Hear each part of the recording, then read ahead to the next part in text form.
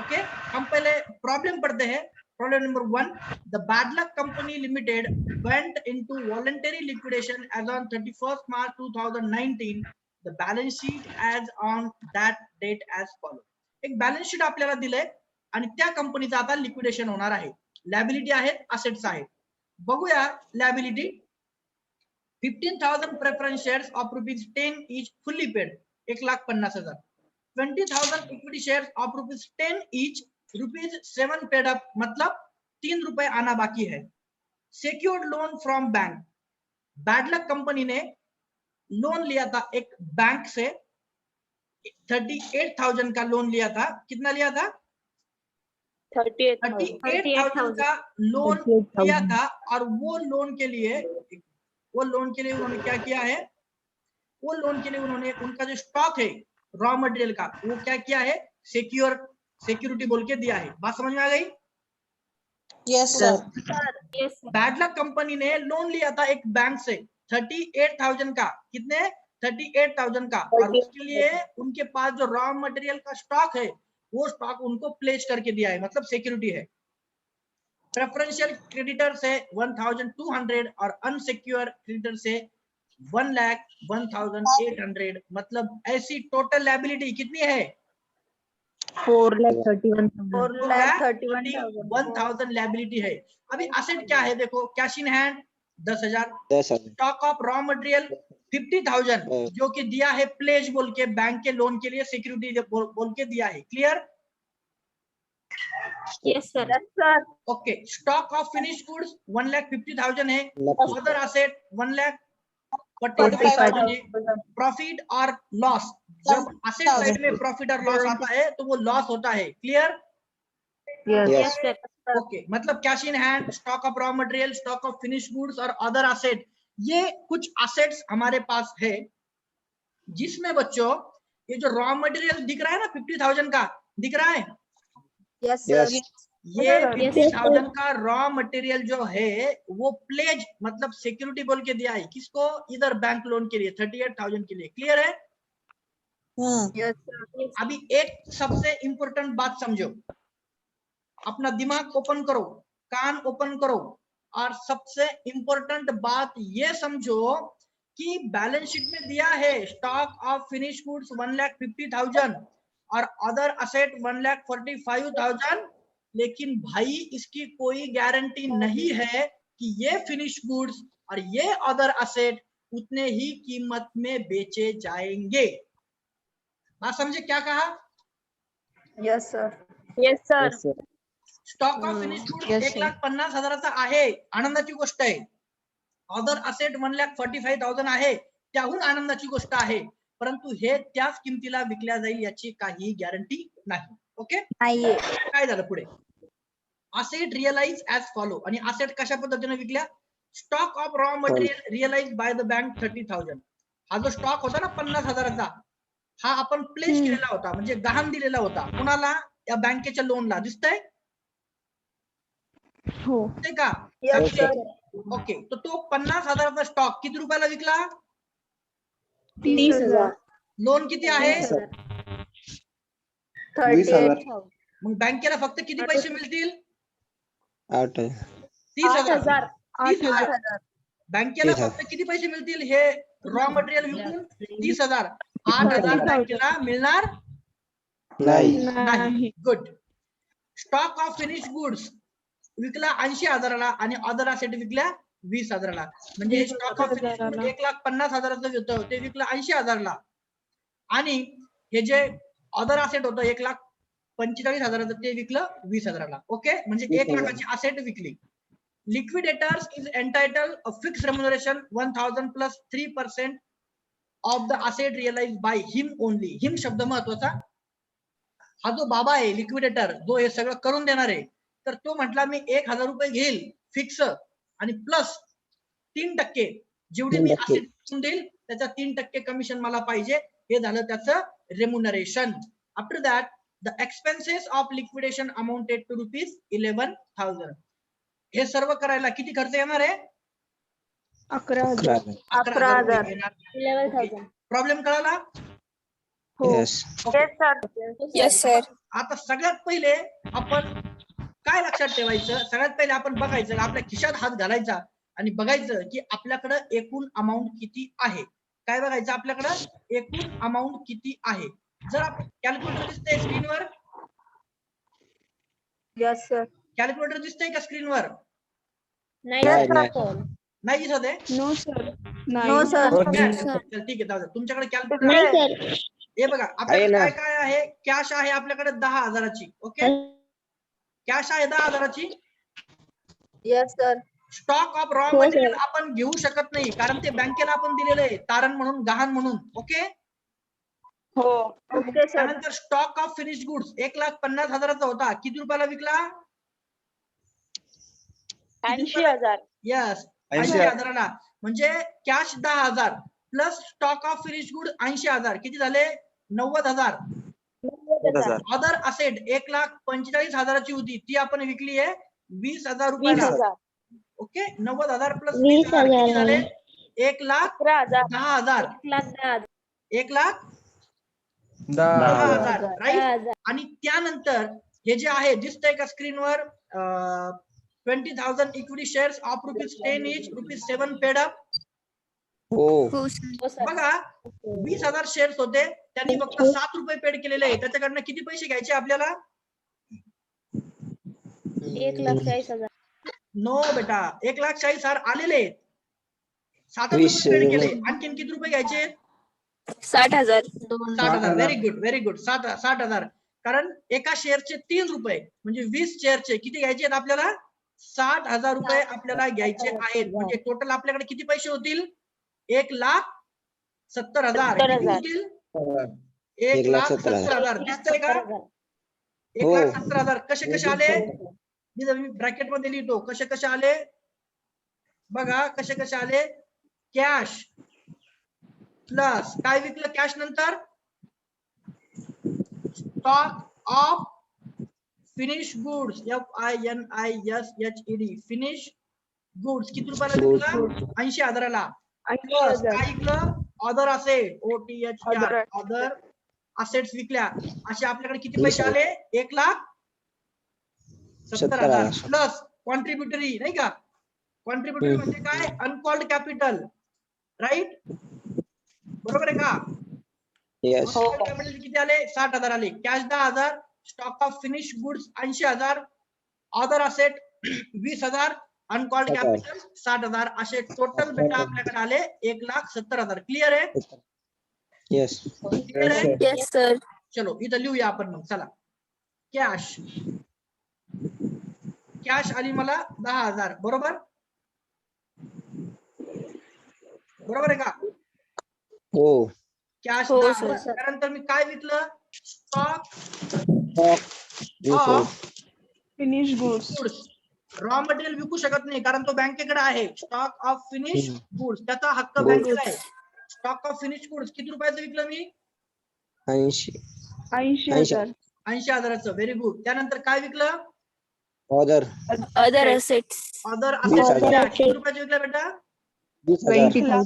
20,000. Very good. त्यानंतर मी काय कुठून पैसे उभा केले? Uncalled capital. Very good. Contributory, नाही का? कसं? 20,000 shares, 20,000 Plus. Shares. At the rate of किती बेटा? 3 rupees. 3 rupees, right? किती पैसे मिळतील मला? 60,000, राईट? 60,000. टोटल माझ्याकडे किती झाले बघा? 1,00,000. झाले 1,00,000. किती झाले? 2,00,000. 1,70,000. नाही, हे 80 आणि हे 20 झाले 1,00,000, 1,60,000 आणि हे 10, म्हणजे 1,70,000 रुपये माझ्याकडे झाले. क्लिअर आहे? Yes. Clear? Yes sir. Okay. बेटा आता आपल्याला जायचंय पेमेंट साईडला. आता पेमेंट साईडला आपल्याला असे पैसे द्यायचे. लजपतराय पुण्याहून दिल्लीला उतरले, पत्नी विसरले. या सिक्वेन्स मध्ये पैसे द्यायचे आहेत. हा, Okay. आणि पिऊ मी. हो. बघा, या प्रॉब्लेम मध्ये लिगल चार्जेस नाहीयेत.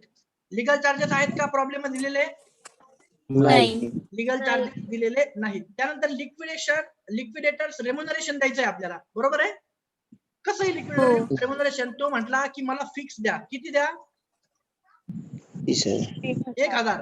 प्रॉब्लेम बघा, यासाठी म्हणतो मध्ये प्रॉब्लेम ठेवा. काय म्हटला लिक्विडेटर? हे बघा लगेच दाखवतो. Liquidator is entitled to a fix remuneration. किती? 1000. 1000 plus 3% of the asset realised by him only. Him म्हणजे त्याने जेवढ्या असेट विकल्या तेवढ्या. मग त्याला 1000 रुपये देऊया आपण फिक्स. 1000 रुपये देऊया फिक्स. त्यानंतर अजून काय द्यायचं? 3%. 3% ऑन असेट्स. मग त्याने किती रुपयाचे असेट विकले कोणी सांगू शकतो का मला?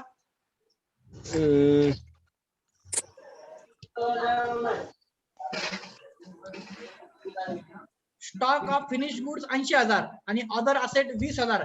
एवढीच असेट त्याने विकली. रॉ मटेरियल बँकेने विकलंय त्यांचं, कारण ते बँकेकडे होतं नाही का, त्यांच्या कर्जासाठी. बरोबर? लक्षात येतंय का बेटा? हो सर. आरोही, निकिता, बघा स्टॉक ऑफ रॉ मटेरियल बँकेने विकला, कारण बँकेकडनं कर्ज घेतलेलं होतं या बॅड लक कंपनी लिमिटेडनं. स्टॉक ऑफ फिनिश गुड्स लिक्विडेटरनं विकलं 80,000चं आणि 20,000चा अदर असेट. म्हणजे असे एकूण त्यांनी विकले 1 लाख रुपयाचे असेट. 1 लाखाच्या 3% किती होतं? 1 लाखाच्या 3% किती? 3,000. 3,000. Very good. 3,000. मग टोटल पैसे किती द्यायचे लिक्विडेटर रेम्युनरेशनला? 4,000. Very good. 4,000. कसं? 1000 फिक्स आणि 3% on asset realise. Clear? Clear आहे? येस. डन. आता लिक्विडेशन. आता काय करायचं बेटा आपण? याचे 1,70,000 आहेत ना, हा, याच्यातनं लगेच आपल्याला काय करायचंय? ते मायनस करायचे. किती गेले? 4,000. 4,000. किती उरले खाली? 1,66,000. 1,66,000. 1,66,000 आपल्याकडे उरलेले आहेत. लिक्विडेशन एक्सपेन्सेस और कॉस्ट ऑफ लिक्विडेशन सांगितलंय प्रॉब्लेम मध्ये. कॉस्ट ऑफ लिक्विडेशन किती?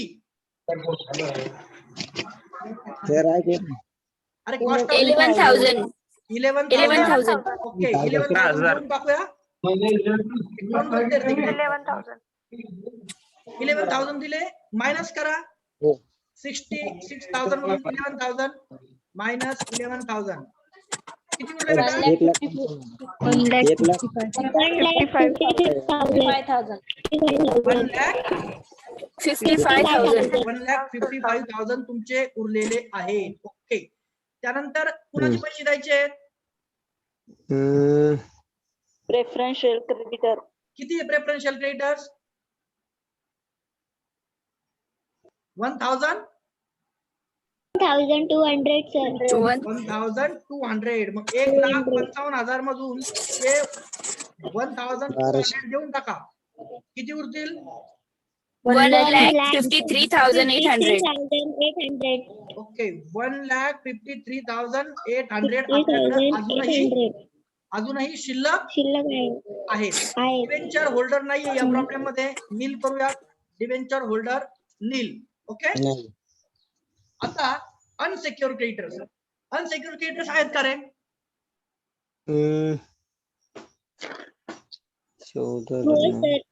हा, नाही आहे. सर. 1,01,000. काय नेहा काय म्हणते? नेहाचं काय म्हणणं आहे? राणी अनसेक्युअर्ड क्रेडिटर्स आहेत. कशा आहेत सांगा ना मग. काय करते स्क्रीनवर? लक्षात घ्या, माझा आवाज येतोय? एक मिनिट, मी फॅन बंद करतो. फॅन बंद करतो.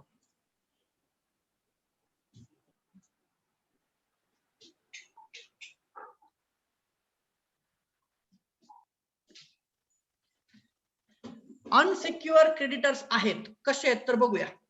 आपल्याकडे अजून 1,53,800 रुपये शिल्लक आहे. आता बघा गंमत. सेक्युअर्ड लोन फ्रॉम बँक बँकेकडनं लोन घेतलं होतं 38,000. 38,000. Very good. त्यासाठी त्यांनी गहाण ठेवलं होतं, सांगितलं की बाबा आम्ही जर तुमचं लोन नाही देऊ शकलो तर आमचा स्टॉक ऑफ रॉ मटेरियल तुम्ही काय करा, विकून टाका. बँकेला सांगितलं होतं. बँकेने किती रुपयाला विकलं ते? 30,000. 30,000ला. किती पैसे वसूल झाले बँकेचे? 30,000. 30,000. किती पैसे बाकी आहेत अजून बँकेचे? 8,000. 8,000 अनसेक्युअर क्रेडिटर्स आहे, ते तुम्हाला द्यावे लागतील. हा, राईट. पहिले Yes, sir. 1,01,800 1,01,800 प्लस 8,000 किती किती झाले? 1,08,800.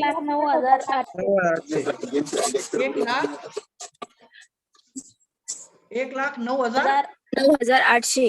1,09,800 एवढे तुम्हाला द्यावे लागतील. कसे दिले ते समजून घ्या.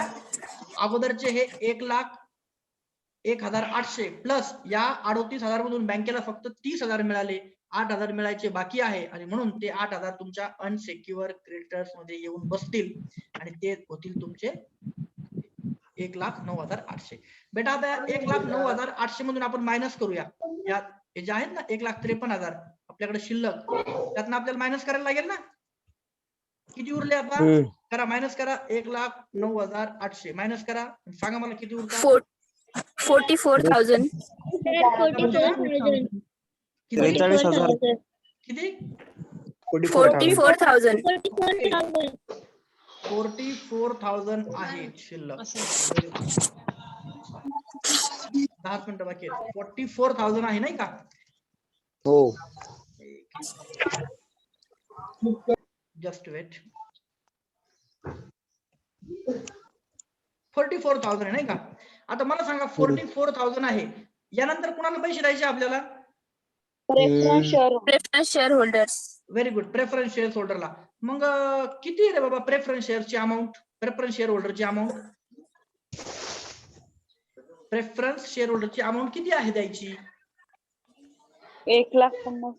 1,50,000. Very good. कुणी सांगितलं उत्तर?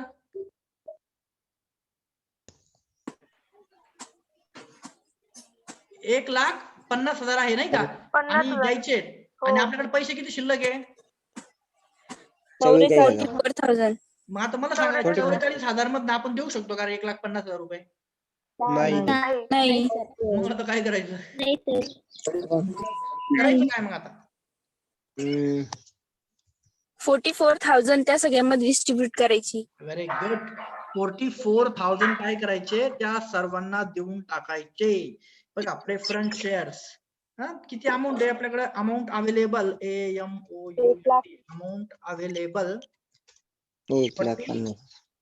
44,000 डिवायडेड बाय किती येते? किती लोक आहेत ते? 1,50,000. किती शेअर्स आहेत? 50,000. 50,000. काय येईल आन्सर? आन्सर काय येईल सांगा? 2.933. 2.933. 933. ओके. म्हणजे एका शेअर होल्डरला किती मिळेल? ₹2.93 मिळतील नाही का? आणि आपण ते पैसे देऊन टाकूयात. मग इथं बघा 15,000